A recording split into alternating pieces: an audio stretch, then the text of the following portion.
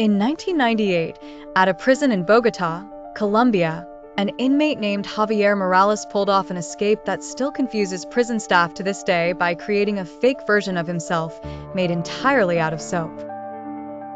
Javier was 34 years old, serving time for forgery and wire fraud. He wasn't violent or dangerous, just a con artist with a wild imagination and too much time on his hands.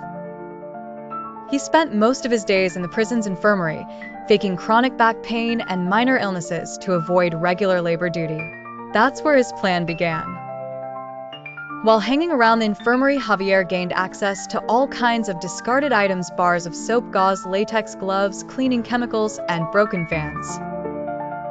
And slowly, piece by piece, he began constructing a life-size figure of a man modeled after himself. He shaved soap bars into chunks and melted them into molds using hot water and body heat. He used gauze for shape, gloves for hands, and even painted features onto the head with crushed aspirin mixed with toothpaste. The result wasn't perfect, but from under a prison blanket, in a darkened cell, it looked real enough. He called it the Soap Man. Javier placed the figure under his bed covers late at night, making sure the dummy looked like it was curled up sleeping. He even stuffed a sock into the dummy's mouth area to simulate snoring. Now came the second part of the plan: faking a medical transfer.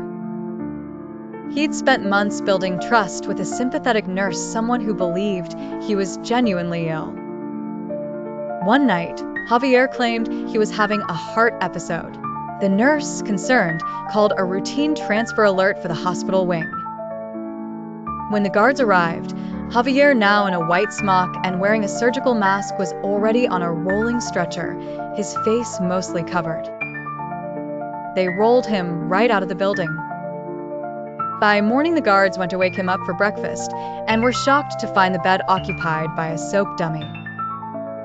At first, they thought it was a joke, but when they realized he was gone, alarms rang across the facility.